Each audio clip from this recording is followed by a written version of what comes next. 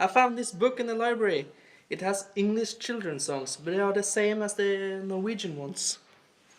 Yeah, I found one too. You can look here. Oh, ro, ro, ro din båt. Ja. Ro, ro, ro din båt, ta din årefatt. Vuggende, vuggende, vuggende, vuggende over Kattegat. English, should we try? Okay. Yeah. Row, row, row your boat gently down the stream. Merrily, merrily, merrily, merrily, life is but a dream. Could you try that as a canon and half of you sing it in English and half of you sing it in Norwegian? Yeah, sure. Okay. Split it right there. Does that work? Yeah. Okay. Ja, kan vi synge norsk da? Okay. Eller som... And Okay. I can sing English with you. Yeah. Okay. Someone want to count off? 1, 2, 3, 4. Row, row, row your boat gently down the stream. Merrily, merrily, merrily, merrily, life is but a dream. That's cool. That's a way that you can use both the Norwegian version and the English version together at the same time. Cool. Should we try another one? Yeah. Yeah. Twinkle, twinkle, little star. Blinke, blinke, stjernelill. Yeah. How does that go in Norwegian? Blinke, blinke, stjernelill, innerst hvor du holder til. Høyt der oppe i det blå, skinner ned på alle små. Blinke, blinke, stjernelill, undres hvor du holder til. And in English? Twinkle, twinkle, little star, how I wonder what you are. Up above the world so high, like a diamond in the sky. Twinkle, twinkle, little star, how I wonder what you are. That's good. You know, a colleague of mine, Stephen, if we go back to Row, Row, Row Your Boat, he reminded me that you could sing it as a canon, as a round. Okay. Where you sing, row, row, row your boat gently down the stream, and then the next group comes in at the same time. Can we back up and try that again? Okay, Yes. do you want to try it in English? Are you all good with that? So if we start row, row, row your boat gently down the stream, then when we get to stream, the other group comes in. I'll point to you. Men hva som er teksten på engelsk der da? Merrily, merrily. Merrily, merrily, merrily, Yeah. merrily. Life is but a dream. Life is but a dream. Okay. Okay, we'll start.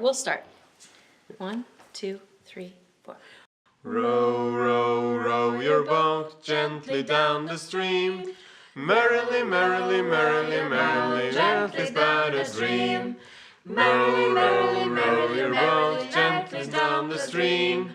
Merrily, merrily, merrily, merrily, life is but a dream.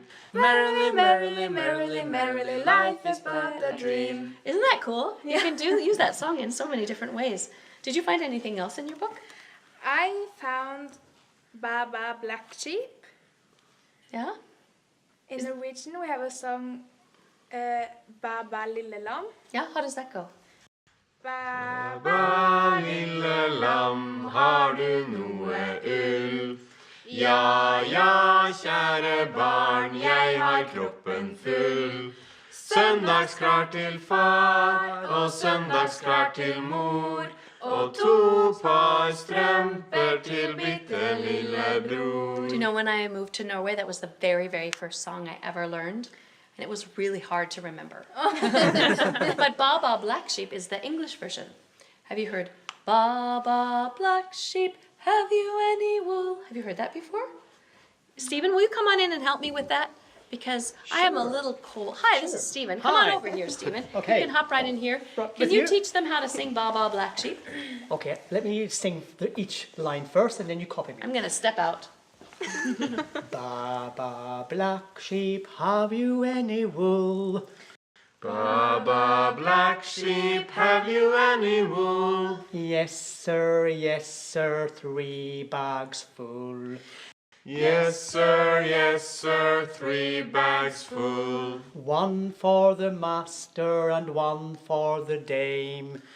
One for the master and one for the dame. And one for the little boy who lives down the lane. And one for the little boy that lives down the lane. Well done. Can we try it all together one more time all together? Okay. Okay, after 3.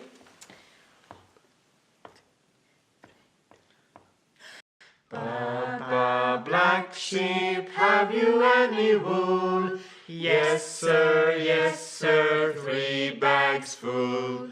One for the master and one for the dame. And one for the little boy who lives down the lane. Okay. Well done. Okay then.